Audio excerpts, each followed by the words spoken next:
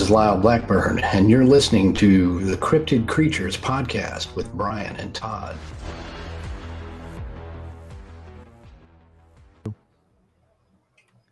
Well, Lyle, thanks for coming on and talking to us, man. It's a pleasure to have you on here. Absolutely. Yeah, it is. Yeah, we got to talk at the Michigan Bigfoot conference. It was for a little bit anyway. You were kind of busy, but yeah, just a little bit. That happens, but yeah, it's always cool. I mean, that's the good thing about those conferences. You know, you can get out. I can meet you guys, you know, in real life, and then makes for better, podcast shows and future discussions. Yep. Well, I know you've been on a lot of things. You're a writer, a musician. You've done some films and documentaries. You've done a lot of stuff, particularly maybe all kind of revolving around the cryptid world, so to speak.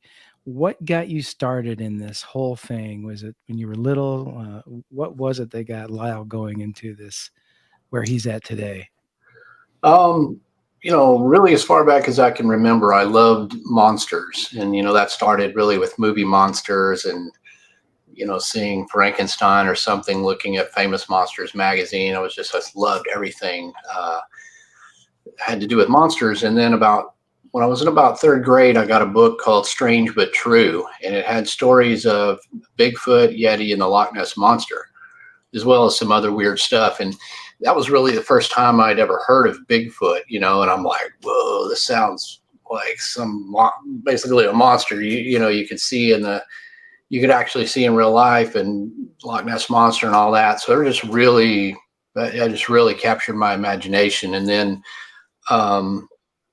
I was born in Fort Worth, Texas, and I've lived in the Dallas-Fort Worth, Texas area all my life. And, at the time I didn't know any cryptid cases that were close to me. It was all, Scotland, and the Yeti was in the Himalayas, and even Bigfoot was, up in Pacific Northwest. All of it was very far from where I lived until my parents, probably whether mistakenly or good fortune, took me to the drive-in to see the movie The Legend of Boggy Creek in the 70s when I was a kid. And that I really did it because that dramatized sightings of a Sasquatch-like creature in southern Arkansas, about 3 hours from where I lived.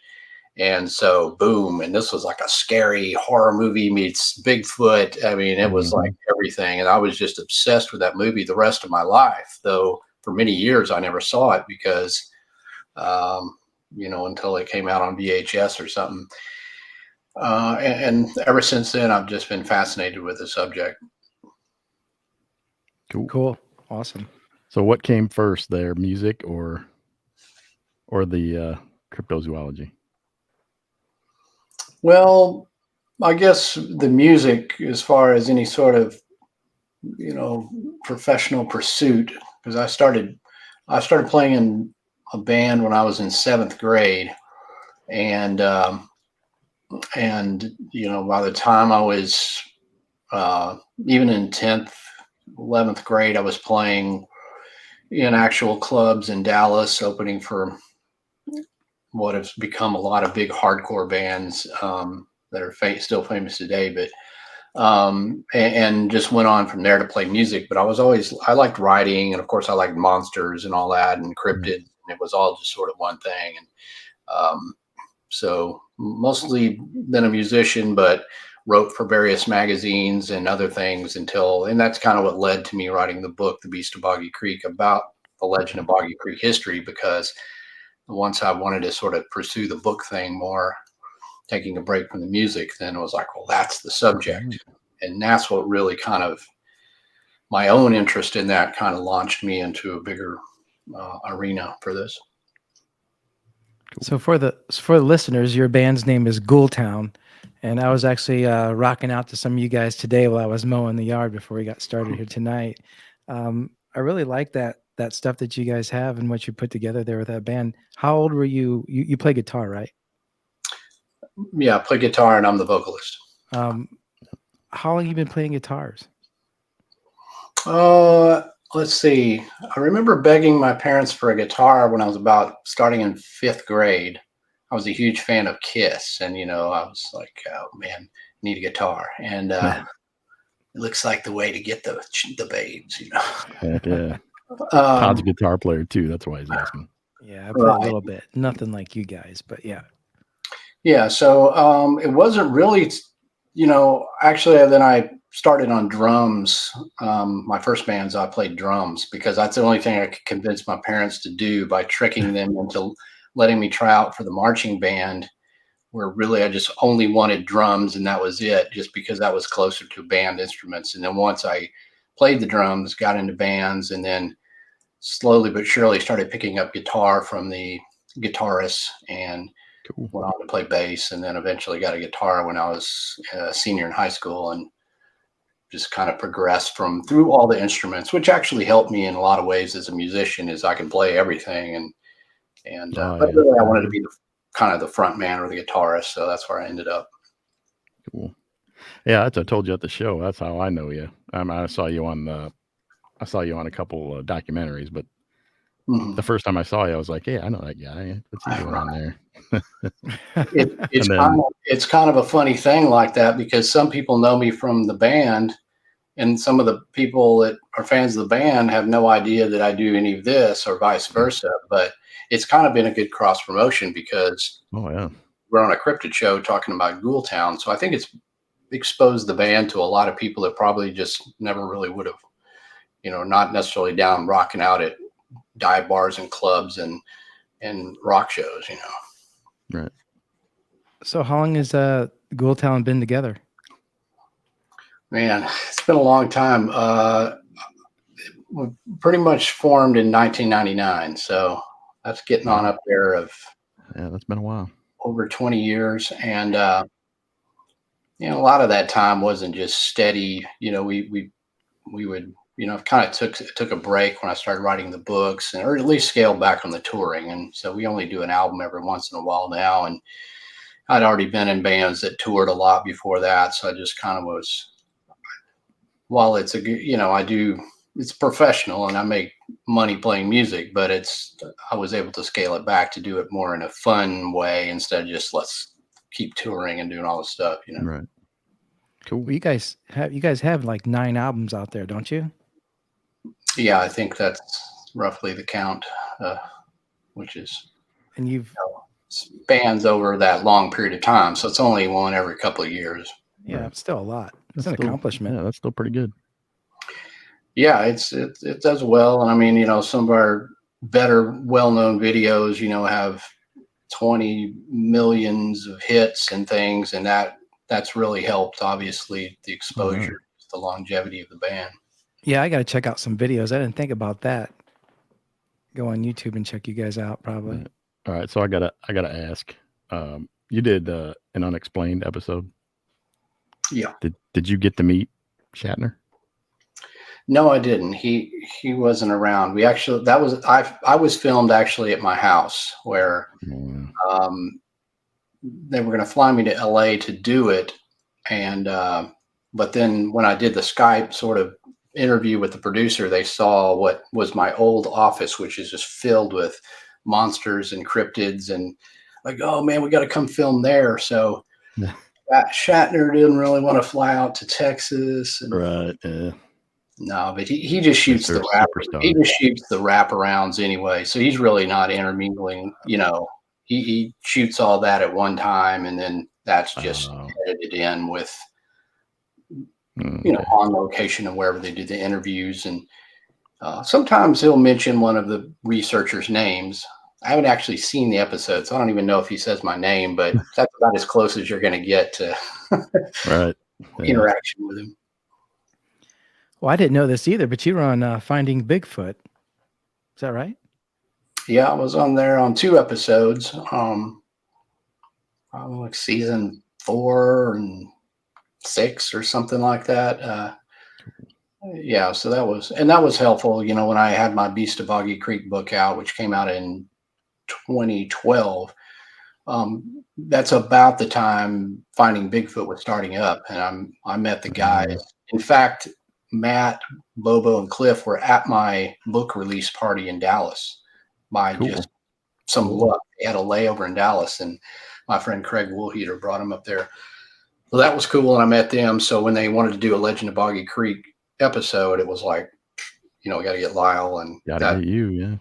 And that really helped, obviously, to kind of bring some awareness to the Boggy Creek case, obviously, and bring some people to know that I had researched this for years and written the book. Yeah, I'd probably seen you on there actually and just forgotten, to be honest with you. But you've been on a lot of things, Monsters and Mysteries in America.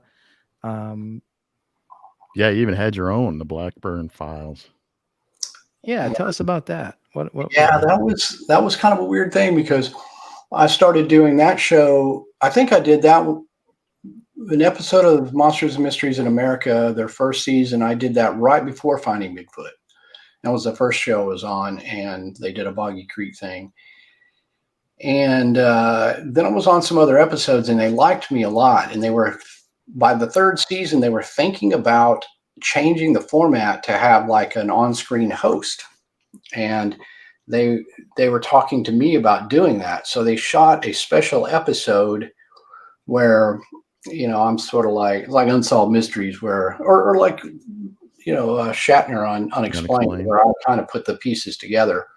Cool. And we shot an episode like that, which was kind of hard in a way, because I'm not trained in television or acting or anything, and there's like all these people, and here's this, you're supposed to say this stuff and walk here and walk, it's like, man, this is. Got to hit your mark. Yeah, it was hard. And so we did the episode, and it was cool and everything. So then it was like, then it just becomes like a debate between the production company, who was trying to say, here's a good, here's a host, here's a cool idea for this new format we want to go with. And then somewhere up the network chain, somebody, rejected the idea, or didn't like the hat, or just decided they didn't want to bother with it, or whatever else. So it was just the one episode, but they did call it Blackburn Files. So I was like, that's pretty cool. Yeah. Cool. Yeah. I can't believe you didn't capitalize on that and use it as a podcast or something. That would have been awesome. I mean, your podcast now is good, don't get me wrong, but. Right. Yeah. I kind of thought about that, whatever, That would have been cool. Yeah. Yeah. Speaking of your podcast, it is called, I'll let you say it. I don't want to screw it up. Monstro Bizarro. Haven't listened to any episodes yet, but I'm definitely going to check it out. I did. It's good. Thank you. Yeah. Yeah. People have been asking me about that for years. I mean, and I've narrated a lot of the Small Town Monsters documentary movies, and so voice wise, you got to do a podcast, but it's like, oh man, I'm so busy, I'm in a band and I'm writing books and television shows. Finally, I thought, I just try to get in that space, but do something different. There's a lot of shows like yours where there's interviews and stuff. I'm like, what can I do different? So I'm not just popping in there and let's do the same thing. So it's just pretty much me as a monologue with some soundscape and effects, and me sort of telling the story. And then there's some reenactments and stuff. So it's a little bit like listening to a documentary, audio only. Right. You listen to it in your car, you don't have to watch it. That was kind of the thought process behind it. Yeah, it was good. I like the way you put it together. Thank you. Yeah, you've narrated a lot of stuff too. When you, as far as your speaking voice, you have an awesome speaking voice as far as doing some of those narratives and whatnot. And I've heard you do a couple different things here and there. You also go to a lot of conventions and do a lot of speaking there. How many you going to, like, a year? I'll probably do about a dozen or 15 appearances now. Wow. It's a lot. I remember, 12 years ago or whatever, it was like I would look for anything that was happening, a few Bigfoot conferences and other things. Now it's just to the point where there's a lot of cryptid, paranormal, Bigfoot conferences. I speak at libraries and stuff. Yeah, so looking at your schedule, it's lucky we got you on when we did, because it looks like you're booked up the rest of the year. Yeah, it really is. And that what you see there is really not everything that's, that's just the event. So it's very hectic. Man. Yeah, is that just That's just 1 year full of stuff. Jeez. What's your favorite place to go? I know you've been overseas with your band, I guess you had told us. But as far as the conventions go, what's your favorite one to go to, or favorite place to go for these? There's nowadays quite a few good ones, really. I've always loved the Ohio Bigfoot Conference. That's really kind of, to me, the pinnacle of the approach of the professionalism, the speakers, as well as the setting and sort of the fun atmosphere of it, because it's at the Salt Forks State Park, which is it's a place where there are Bigfoot sightings, and it's at this big lodge, and there's fireplaces, and there's a bar downstairs, and you can kind of hang out and visit with people, as well as go see the lectures and stuff, and there's vendors. I always just really love that. COVID kind of gave it a hiccup, like with everything, but it's getting back, and so that one's always been great. The Mothman Festival was super fun, more of a street festival, but centered around this. Well, more than a cryptid case, Mothman is just sort of cryptid and beyond. So that one's super fun. It's a good atmosphere, and everybody's hanging out, from colleagues and researchers to just people who love this kind of stuff. And I see that one. I see a lot of crossover too, because there's some guys in some bands that I know that we've toured with and stuff, and they'll come out to the Mothman Festival, and they're like, they know me from Ghoultown, and but we're all fans of the Mothman. Oh yeah. So that's a really good one. So we have a Texas Bigfoot Conference here, and a Fouke Monster Festival. So there's just so many, and all of them are, to me, great places. Just like I was saying, I got to hang out with you guys and talk, and you get people that will naysay the conferences. Oh, this is, they're just in it for money, or they're just, I'm in the field. It's like, well, I go in the field too, but I also network with people, and that's important to share ideas. And I mean, I've gotten a lot of sighting reports, and where I can meet people in person and to document things. And man, without those conferences of people, of like-minded people getting together, that really, to me, is where it really is, online or Facebook, whatever. But I mean, no, like scientific pursuits and other things, they have get-togethers and conventions and learning. It's like that. Yeah, trading ideas and stories and networking. Right, that's important. That's very important, especially in this field. Yeah, it is. And so when I see people commenting that it's just so whatever, money, which is a joke. I mean, it's just that's not the purpose of those. And it's also keeps you enthusiastic too when you meet people who are like-minded, because this can be a lonely pursuit if you're just out in the woods. Bigfoot may or may not ever show up. So if you can share with other people, you can learn, get introduced to some other gear or something. Some techniques or something. Yeah, I think they're good. They're cool things. Yeah, we enjoyed the Michigan Bigfoot Conference. We try to get to as many as we can. Unfortunately, we wanted to get to that Ohio one, man, but we missed that one this year. So hopefully next year we can get to that one. Yeah, we got to be more proactive about it. But yeah, we meet a lot of people, just like you said, and no one goes there walking away with a fistful of money, saying, "Oh, I spent thousands of dollars being at this conference." I mean, these guys are there to have fun. We're there to have fun, set up our table, maybe sell a shirt or two, what have you, get people interested in our podcast, start listening, meet people. Listen to you guys talk and hopefully meet you guys, which we did, which was really cool. So I mean, they're very beneficial, I think. Oh yeah, for sure. You ever make it down to Crypticon? You ever go down to Crypticon? I was at the first Cryptid Con. They're on about number 5 now. Are they? I think so, yeah. Something like that. Yeah, I was at the very first inaugural one, which I enjoyed that event. Yeah, we were there last year for the first time. It was a lot of people there. Definitely, we're gonna definitely go back this year. Yeah, I need to get back to that one maybe next year. So, is there any location you want to go to you haven't been yet that you want to go to for a cryptid hunt of some kind? Yeah, I'd like to do more in the Pacific Northwest. That's kind of the traditional home of Bigfoot. Right.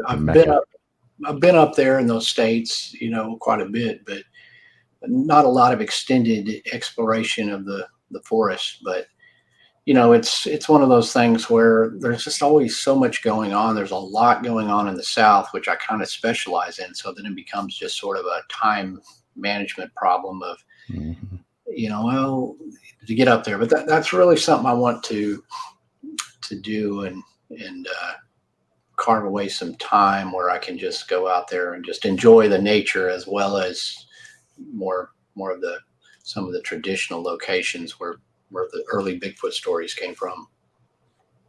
Right. Yeah, it's hard to get out. We talk about, we got to get out and check this place out. And we got to go check this place out. Just so much, going on with everybody. It's hard to get out and set up time, especially if you're going to go with other people, to get out and do these excursions. Brian and I live really close to Michigan. We're just south of the border there in Indiana, and we have Michigan all to ourselves to go up and, squatch around all day, but we just haven't quite made it up there yet to do it. Just so much going on. So it's tough to get out. We will. Oh yeah. We will. Yeah, it is. I mean, it's not like, somebody's paying for researchers to go out in the field. You have to do it on your own dime and your own time. And, there's a balance of all that. If I was independently wealthy, it'd be all different. It'd be great. I don't have a traditional job, but to make a living as a musician of a horror rock band and writing books that are very narrowly focused on cryptid cases and things like that, it's tough. Sounds awesome to me. I know. It is awesome. It is very sound pretty awesome.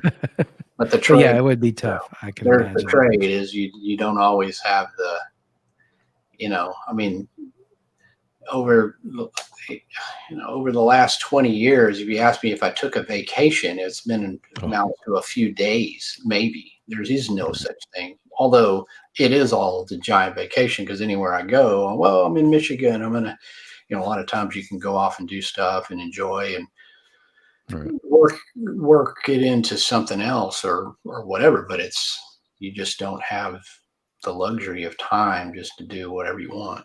No, not with your schedule. Right. Luckily, I enjoy it, so it's like it's cool. Like I've got to go up. The next thing I got to drive to Point Pleasant, West Virginia, and back for the Mothman Festival, which is a 4-day thing. It's a 17 or 18-hour drive one way, and then that's back. a clip. It's a lot. Jeez. And then I get back from that leave on a Thursday, get back on a Monday.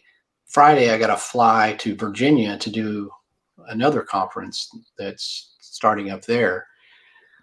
So that's just all that just right there, and keeping up with your actual life and stuff in between is. And sleeping at some point. I'm guessing. I don't think the Mothman ever slept, because when you go to his conference, there's no sleep. You never know when he's going to show up. Yeah.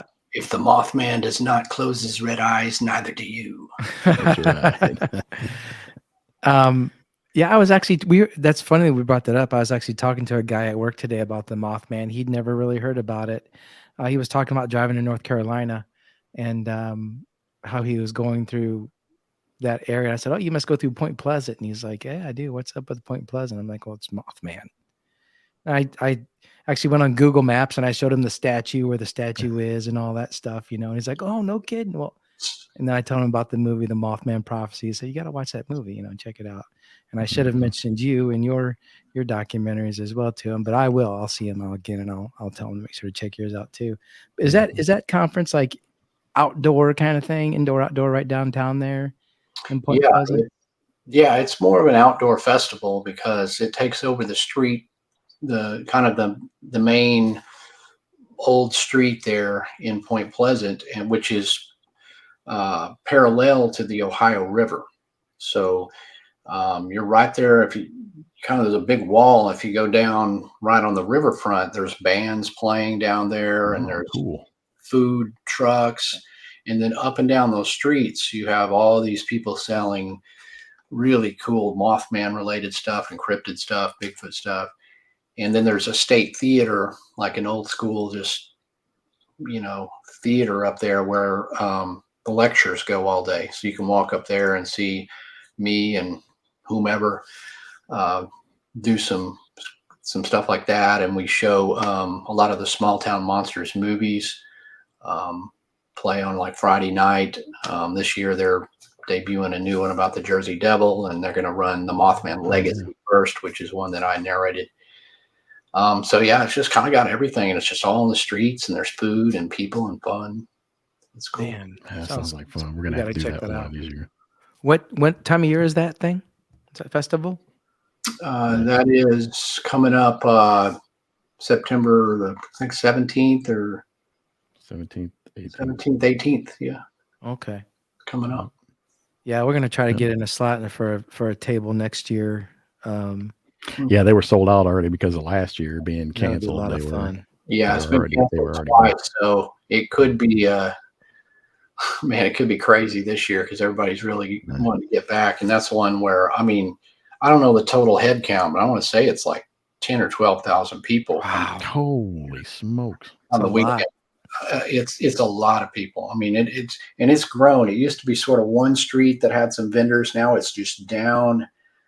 I mean, it's a walk. It takes over the town. Yeah. So it's increased in popularity, and my buddy Jeff Wamsley that does the Mothman Museum there. It's just a fantastic tribute to the Mothman and a way to learn about the history. And he's always been, the spearheading all this sort of preserving the Mothman story. And that's this conference is his, what he's developed, and it's just turned into this huge thing. That's cool. So you go ahead, man. You do a lot with the Falk monster. You did because you wrote the book, and obviously you're the expert on it.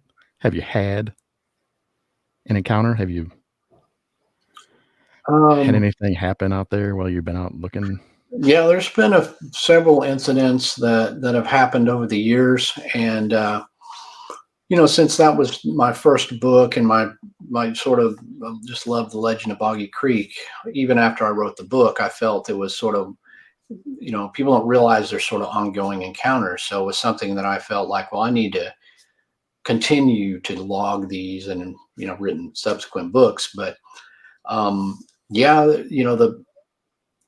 say one of the scariest things that happened was several years ago, myself and my late research partner, Tom Shirley, were out camping in this area called Mercer Bayou. And that's sort of the most swampiest area in the network of waterways that has Boggy Creek. And we were canoeing, probably it was around midnight when we heard this really creepy howl come out of the woods about 100 yards away, maybe.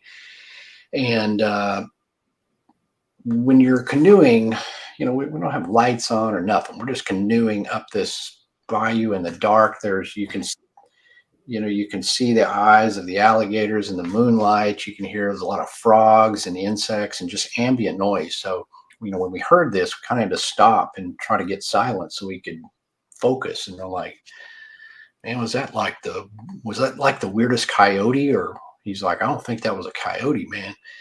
So then it howled again about maybe 45 seconds later. And of course, now we're focused in, and I'm like, the hair stands up on the back of your neck, and it's just like straight up, I don't know what this is. And it sounds big, and it sounds like a very large animal howling, not like, canids are yippy and howly, and you can kind of discern a dog. This was not a canid. It was not a bear or others. Foxes make weird noises, and cougars make screamings and stuff, but it was none of those. In fact, it sounded more like some of the traditional suspected Sasquatch vocalizations from the South. Well, then it did it again about 45 seconds later. And, now we're just like, whoa, dude, and then you realize you're out in the middle of nowhere. There's an alligator here, and there's like the fount monster possibly is howling over there in the woods. Got kind of creepy. And so we waited, to see and if anything else would happen, or if we heard something, and we didn't hear anything else. So we had been canoeing around for a while, and so we decided we better start turning around and going back. So we did, and we were kind of talking, and you're making noise when you're going. Mm-hmm. And so we go back down and kind of snake around and get back down to where our camp was, which was on really only the only high ground in this area. Because you want to, you got to pull out on some high ground, because, like I said, there's gators and there's hogs and all kinds of stuff. And no sooner did we pull that canoe out of the channel there and got up on that hill where our tent was, we all of a sudden we hear this howl again. But this time it was right there, just on the other side of the channel where we had just gotten out of the water. And I just remember kind of, we weren't prepared, and again, you just sort of like the adrenaline kicks in, and I just sort of grabbed a light and ran down that hill to see if I could see it. I just thought, what the hell? I don't know. That was my reaction. And Tom's kind of trying to get the audio going or something. And so I ran down there, and whatever it was just darted off into the woods, stopped, and then howled again before moving really far. I mean, this thing was moving quick, and then howled again 100 yards off, and it just went silent. So I was never able to see it. Then a little over a year ago, I was back in that same area, and I was there with my fellow researcher, Jerry Hestand, and my girlfriend, Ashley, who goes with us on a lot of these things. And we were en route to go interview this woman who had gotten a really good howl, and she was kind of south of this location. So we stopped off at this area where that was really literally where I'd put the boat in, where we heard the howl before. This was about 4 p.m. during the day, just total daylight. And I was looking at these two trees that are old cypress trees, talking to Jerry, because Jerry had been on the Monster Quest episode called Swamp Stalker years ago that talked about the Boggy Creek Monster. And when I was saying something about it, and something caught my eye in the distance. It was like it looked kind of like a shadowy movement, but I couldn't tell if maybe the breeze was moving the foliage. And the location where this is, there's water for, it's a little deep channel, and then it's just flat land beyond that. There's no property, no people own it. It's all wildlife management. There's no trails, no hunting camps, nothing out there. And so I kind of look, and then I see again this kind of movement, and I'm trying to figure out if it's a play of shadows or if it's something big walking. And right after that, about 15 yards beyond that, I see this big red something or another just move across that clearing. And not like a thing close to the ground. This thing was tall, whatever it was, but it was very reddish, which was odd. But that's the reason it stood out so much. And I was like, oh, I just saw this. Neither of them saw it. That's just the way those things go. Of course. Yeah. Well, I just couldn't figure out what it was. And again, I knew this was a place where there's no people, there's no vehicles, there's no four-wheelers. Obviously, there's no sound anyway. But the thing is we had just been up at the Monster Mart store in Fouke right before we came down there. And a local had told me he saw the creature run across the road right in front of his car about a few days prior. And he said, it looked to me like an orangutan. looking thing. He said it was very red, red, orange red. So I can't say for sure what I saw down there, but it was something very unusual and definitely was not. I don't know. I say it could be the creature, and people have described them as being reddish in color. There's a lot of variation: black, brown, reddish. And that's not the first time I've heard somebody say it was an orangutan-looking thing. That even dates back to the early 1970s descriptions, where people thought it was a circus train or it was an orangutan. Some of the theories, but anyway, that's what I saw, and of course, it was creepy and exciting, and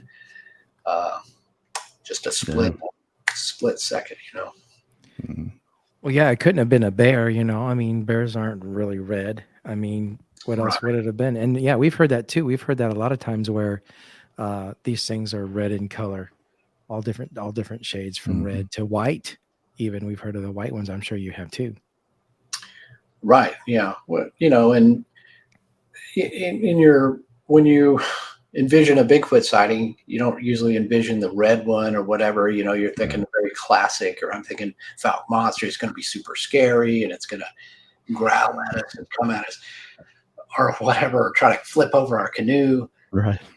Which throw a big rock. It might have done that night when we were out there, when it presumably followed us through the woods while we were canoeing. But yeah, it's like it just seems so not typical or something. But yeah, it could very well have been one of these creatures, and its hair was red, just like humans have variation in hair color. So could these very well. Yeah, I think there's different types of them for sure. Oh yeah, for sure. Speaking of the Falcon monster, Lyle, something that's always kind of confused me was, didn't they find prints that were like three-toed down there of this creature? Yes, and that was something that was the tracks in the original. I'll say the original, but the first incident that got publicized in the newspaper, in the Texarkana Gazette, happened in May of 1971, and there was a sort of interaction with the creature, and they saw it and shot at it, but the game ward mentioned that he saw what looked like three-toed tracks. Well, then on June 13th, 1971, not a short time later, they found a line of mysterious tracks through a freshly plowed soybean field, right where Boggy Creek runs through south of Falcon. And they were about 14 and a half inches long, kind of narrow, and had three toes. So kind of a traditional Bigfoot track, except with three toes, which obviously is difficult to explain or get your mind around what would be the purpose of three toes and in the anatomy, because all primates, humans, we all have five toes, and it makes more sense for balance, and especially something that's big and large, you need those toes for balance. But there were other tracks found, some four-toed, and in recent times there's been some that are five-toed. We found some that are one that looked like a three-toed track. So it kind of varies, but yeah, that's always been something that's associated with this creature, that it has three toes. Do you think it was? Do you think could it be something like maybe due to like inbreeding in these creatures? Do you think it was left by a Bigfoot creature? We've heard of these. What do they call them? Devil monkeys. I don't know what that really is. It's a hybrid type of Bigfoot. I don't know. Could it be that? What's your thoughts on that? Well, I mean, there's various explanations. I mean, ranging from the inbreeding, which can affect digits on fingers and your toes. It could conceivably be an injury. I mean, if you're walking barefoot down there in this rugged area, I mean, I couldn't make it 5 minutes. Right. It could be that, although the foot didn't look injured. So that was one thing. It looked fairly uniform, and, So that would either be inbreeding, and of course, I've never been 100% convinced that that set of tracks was legit. I mean, there could have been some hoaxing involved in that. And I've seen that before in the lizard man case of South Carolina, where a lot of times you have a frenzy of sightings and you have stuff making it into the newspaper. You can have other people trying to add to it or get in the paper. And then usually footprints is where they're going to try to, let's make monster footprints. So we may not take that as gospel 100% to say that, well, it's a three-toed monster, because again, there's been other more plausible footprints found that have 5 toes that look a little more like traditional Bigfoot tracks. But impossible to say without me personally having seen them, although I know people, and I've interviewed several people that were there that day in 1971 that have varied opinions. One guy's like, man, this was legit. There's no way somebody could have made that hoaxed wise. And then, you had another guy who said, well, they didn't step on the plants very much, so it seemed like they were avoiding the plants. So that, it's hard to say. Yeah. Well, we know you've been on tons of things, TV shows, documentaries, podcasts. You've been interviewed by a lot of people and interviewed a lot of times, but you've also interviewed yourself a lot of people and talked to a lot of people about encounters and everything. Can you recall what the craziest encounter, what maybe the craziest cryptid that you ever heard of speaking with these people that you interviewed? Yeah, I mean, you get from time to time, you just get some really weird ones. Some of the weirdest ones were, there's 2 of them that describe like a bipedal horse, basically a horse that was upright, running on 2 legs. One of those was in Texas, and one of them from Arkansas.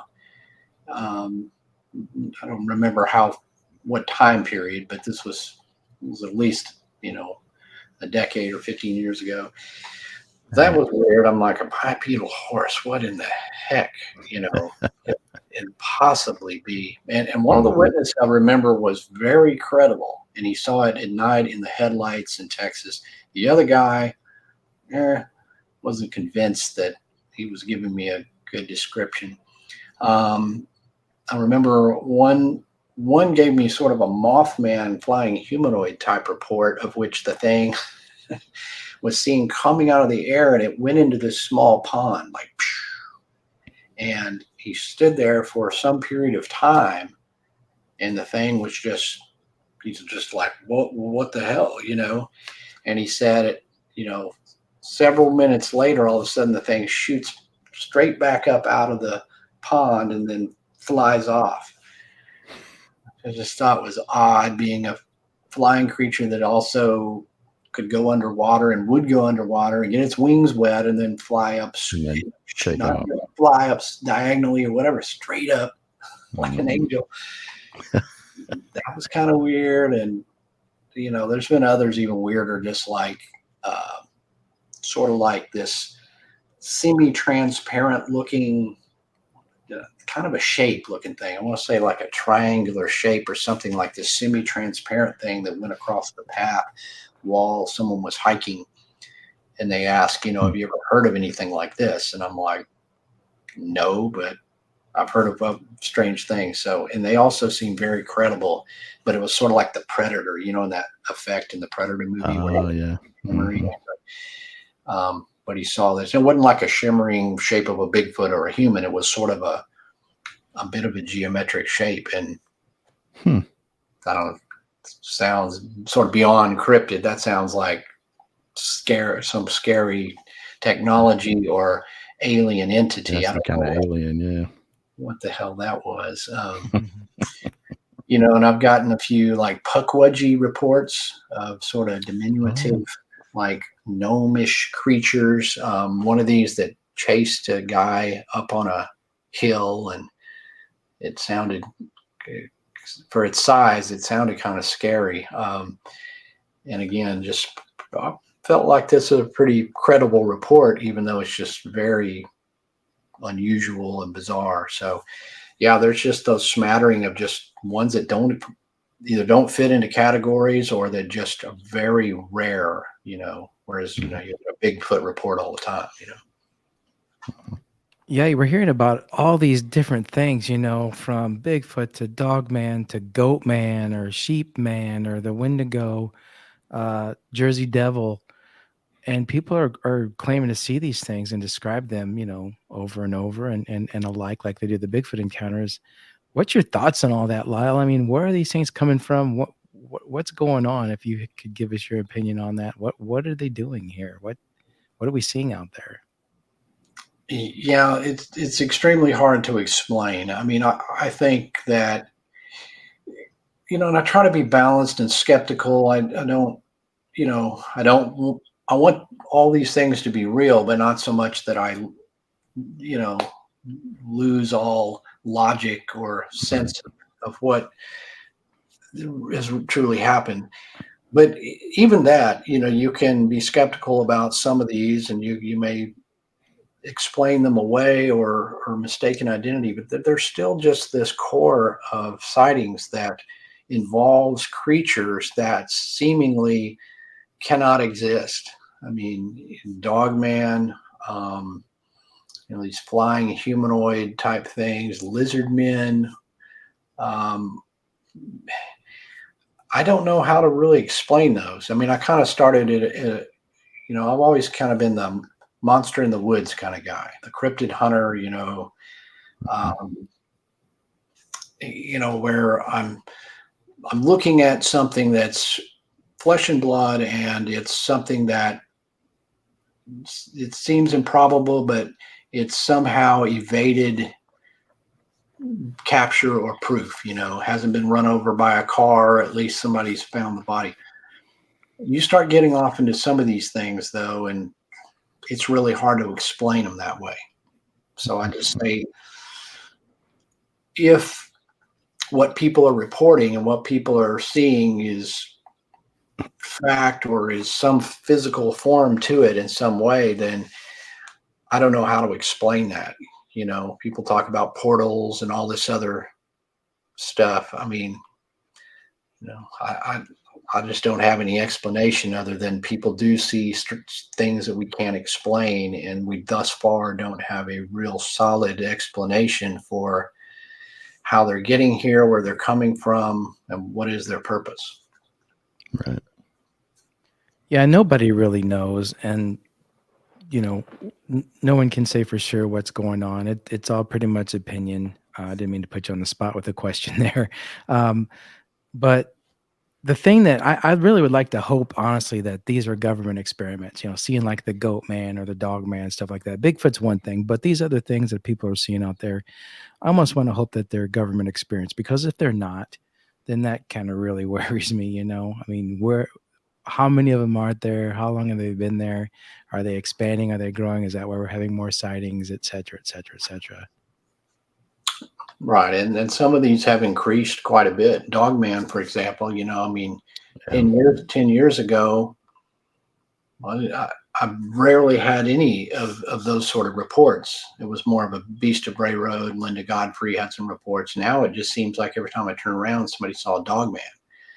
Like, are people more tuned in, or are there more people who are willing to report this, or are there more of these creatures? And what the hell are they? Because they don't fit in biologically to anything that makes much sense. Right. Like we can make sense out of Bigfoot. It's harder to make sense out of some of these others. So yeah, I mean, I don't know if the government's capable of. Well, the government can do a lot of things, but the government's so scary as it is, that if they're also making creatures, we got a big problem. Yeah, I know we're gonna have more problems. It's a scary world. So I've always kind of looked at my role in this, especially where I started with Boggy Creek. I'm just documenting the history of the sightings, the the effects it has had on towns and cultures and people, spotlighting some of these witnesses. and I will offer up some of the theories, but I've never really claimed to have any explanation that's better than anyone else's, Right.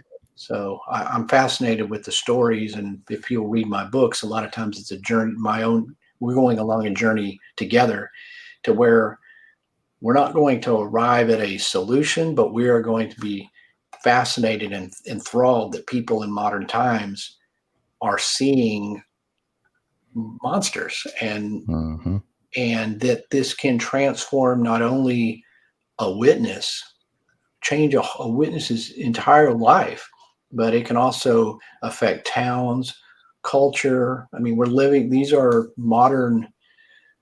it's modern folklore at the minimum.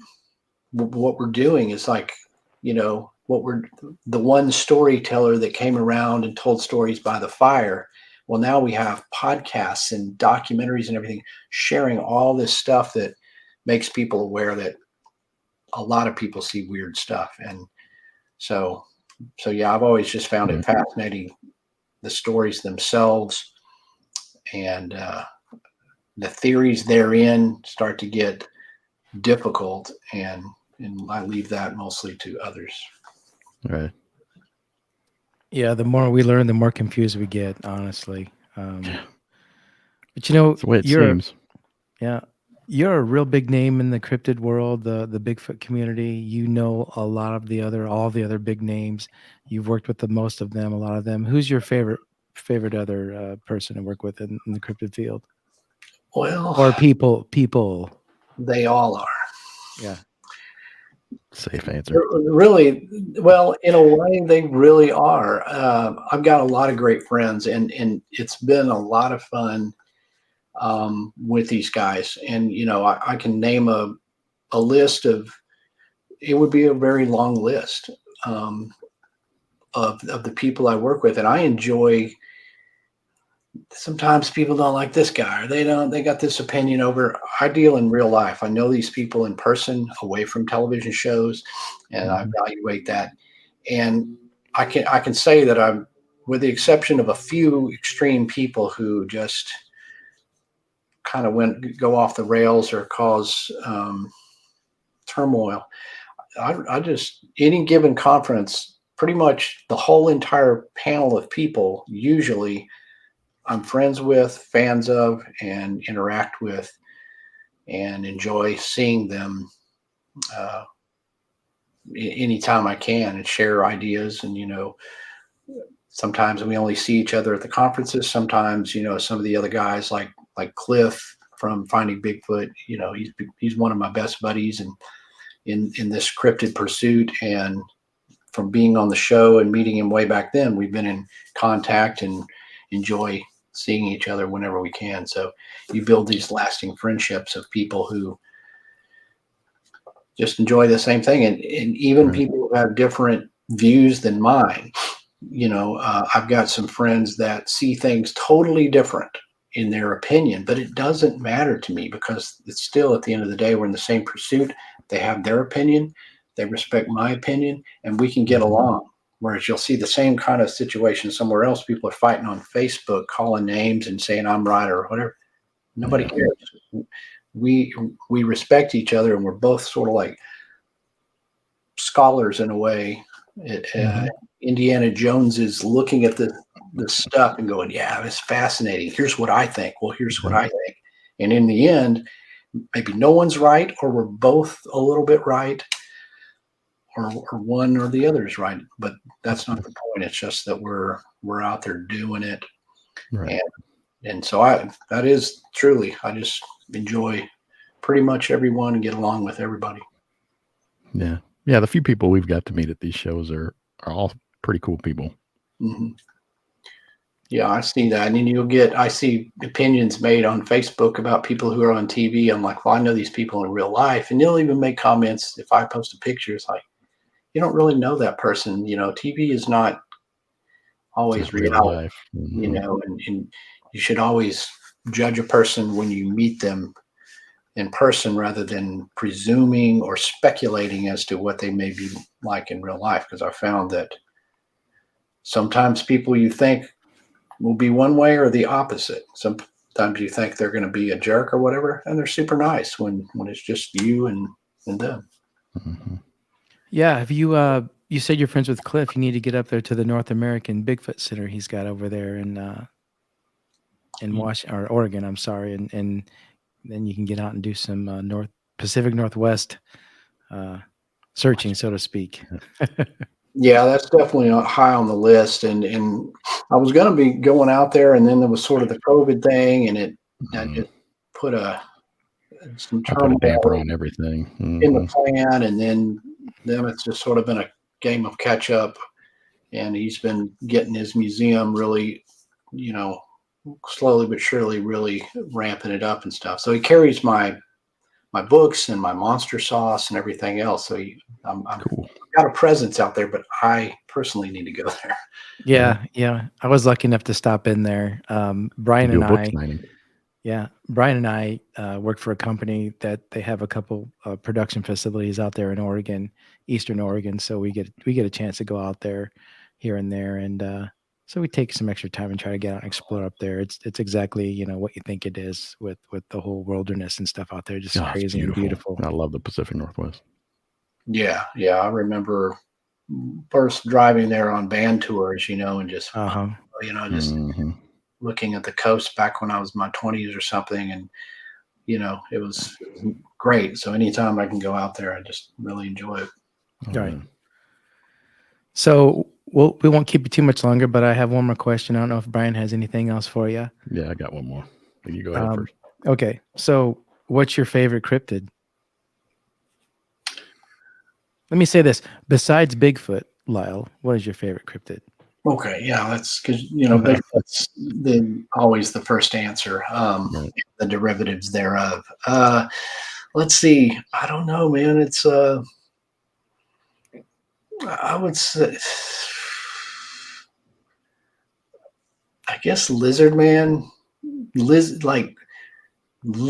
reptilian type things, whether they're more humanoid or like a bipedal alligator type thing. It's a little more animal than humanoid. That kind of thing. Just all those sort of I think it in my mind is sort of like a creature from the Black Lagoon vibe. I like all the sightings of those. They're more rare than Bigfoot, but I just love that kind of reptilian thing in the swamp creature. We actually interviewed a lady back when we got started. I think it's like episode 10 or 11 or something like that, who actually saw a lizard man. We'd never heard of that before, and she ran crazy. across the road. Yeah, in front of her house.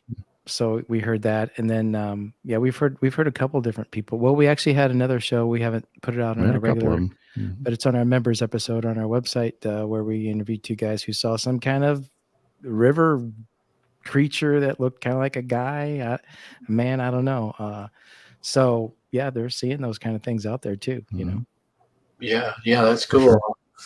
I'll have to go back and listen to that one. I love those. Like I said, there's not as many, but maybe that's one reason they're a little more special. It is some, they're fewer and far between. So right. Yeah. She was really interested in trying to figure out what the hell it was, if anyone else had ever seen that thing. And she was really shook up about that. She one. was. That was a good one. I'm sure. She was. So. All right. Last question, I think. You did a song for Elvira a while back. Did she pick you guys for that, or she did? Did she pick you guys? Yeah, I mean, we were. Ghoultown was performing at Texas Frightmare Weekend, which is a horror convention in Texas, and this was when Cassandra was just starting to get back into doing conventions and things, and she hadn't kind of done them for a bit. This was back in, let's say, about 2009, and we were playing at a VIP party, and her manager was there and saw us and was blown away. We were just doing kind of an acoustic version. It wasn't a full-on rock show. And the next day I was at the Ghoultown booth, and people were like, "Hey, Elvira wants to meet you." Somebody came up. I'm like, okay, what is this BS? And sure enough, here she comes with her manager and her assistant and stuff comes over to the table and said, started talking, about Ghoultown, was interested in checking it out. And then I kind of started talking to her, and she suggested, well, maybe, you guys should, maybe you could write a song. We can do something together or whatever. I said, that'd be no problem. I mean, I was a huge fan, Oh yeah. From earlier. And so, yeah, I just started working up some demos and worked with her and her manager and developed a song that they could approve. And we went and recorded it, and then they liked it. And we had a mutual friend that was kind of a up and coming director. He was doing short films and music videos. So we ended up going to Hollywood and shooting the video with her. And she was amazing, super cool, just. I was just going to ask you, it really is cool as she seems. She is. Yeah. She's just amazing. She's awesome. Not only just an iconic star and everything she is and a character, she's just a really nice, down to earth person that is there working with you, and whatever she's doing is genuine. So that was one of the coolest things we've got to do, obviously. And I pretty much knew you were going to ask that before you asked it, because that's people want to know. And so yeah, it's been about 12 years since that, which is crazy, but because she still looks exactly the same. So yeah, I know. But I see her at conventions sometimes. We go have dinner or whatever, Awesome. And she's Cassandra's a great person. So it's fun times. Yeah, she's been doing Elvira for a long time. Long time.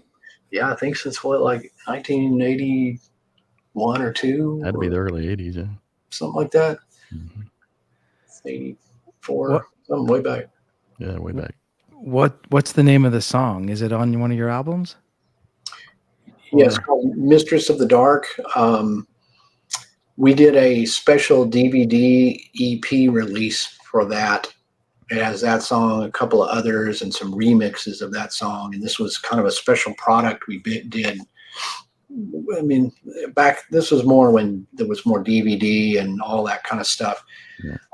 But people can just buy the song or whatever, just as a single off of cool. iTunes and what have you. And there's the video obviously on YouTube, but so cool. I guess we need to do like a greatest hits or something where we file all this. You should. Once you have this many albums, people do kind of go, well, is there like one that I could just get that has like all the stuff? And it's, like, I don't, it's kind of, you always think greatest hits, like where the band broke up, but in a way it's like when you start getting that much material, you're picking it.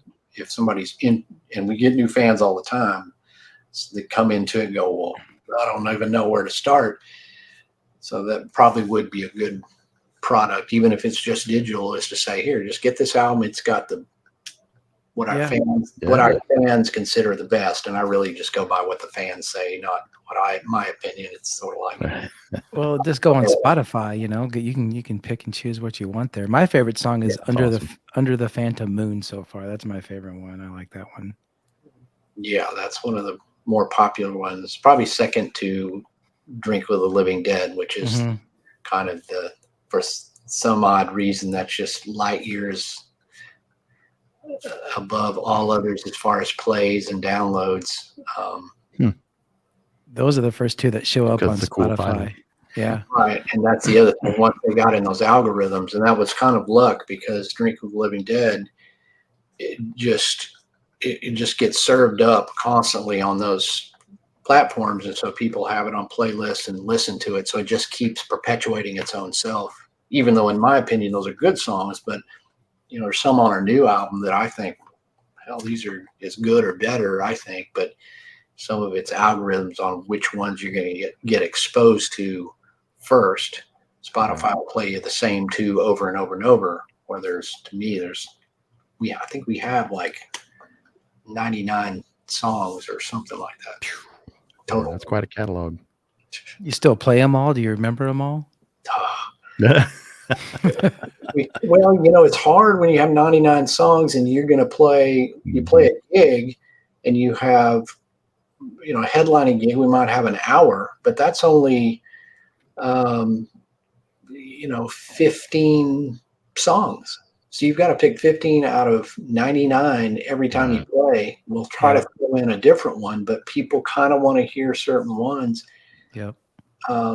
So it just becomes impossible. Yeah, that'd be tough to play them, and then you do forget. I mean, there's some on there I hadn't played since we recorded the album in 19 whatever. Some of them 2002, for example. I was just we're re-releasing our catalog on vinyl right now. There's a label that's doing that, a label in Europe that's doing it, and then splitting it with us to offer for our U.S. fans. But I was going back and trying to put together the lyrics and stuff on these old albums. I'm like, wow, I totally forgot about this. Yeah, what was the next line? I don't even know. I'm looking at the lyrics to try to proof them, and I'm like, I don't even know if that's what I actually sang or not. I have to listen to it and look at the lyrics because they just fade away.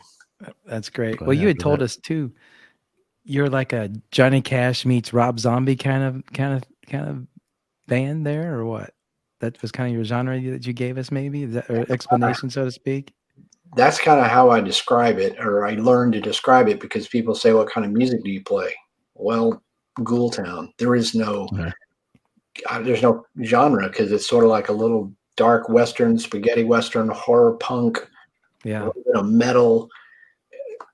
I like it. It's just very individual, but without a genre. I learned it was kind of a curse and a good thing in a way, because people remember us, but also people want, I listen to this kind of music and I'll listen to all the bands that are in this genre. Well, we don't belong to a genre. So we have a wild posse of people who are just literally musical renegades that range from punks to metalheads to paranormal enthusiasts to, there'll be, our shows have Bigfoot hunters and dudes with mohawks. I mean, and a lot of people wear the hats, so it's just a crazy thing. But I learned early and I think I got this from some review or something, and said we're a mix between Johnny Cash and Rob Zombie, because everybody knows those names. They typically like them and will go, ooh, a mashup of that. I'll have to check them out. That works. So I hear the band members still struggling to just, I'm like, dude, just say Johnny Cash and Rob Zombie. That's it. Just say that. Yeah, that's a good explanation, honestly, if people hear it. And listeners, be sure to check it out. Ghoul Town. Check out when we get this, when we release this episode, you might get a bunch of new fans. Yeah, hopefully. That'd be awesome. Yeah, that would be great. And I appreciate that. And I think that, again, I mean, it's nice. Of your books and your music. Right. I mean, you would think, my Cryptid books, it would fit right into this category, as well as people a lot of times have been turned on to the band through this. So I think that's been a thing that I didn't expect or whatever. So I can kind of still do both, where I enjoy doing the music, but I love Cryptid stuff as well. And it kind of works together to pay the bills, so I can have blank walls. Yeah. Right now. Well, yeah, again, that was Ghoul Town is the band, and you can check Lyle out at lyleblackburn.com. There you can see what books you've written and all the documentaries in your bio, and just everything about you and what we've talked, some of the stuff we talked about tonight. Well, we really appreciate you coming on, man. It's been a pleasure and having you on, and again, we really thank you for being here. Absolutely. I enjoyed it. Yeah, we appreciate it a lot. All right. Well, hopefully we'll get to see you at another show one of these days. Yeah, I hope so. I enjoyed It'll be fun talking to you guys in Michigan, and I'm sure we'll run across each other again. Yeah, cool. Yeah. Well, don't hang up when we quit recording. I got a couple things for you real quick, Lyle. But we thank you, man, and you take care. We'll hopefully be in touch with you. All right. Sounds good. Thanks, Lyle.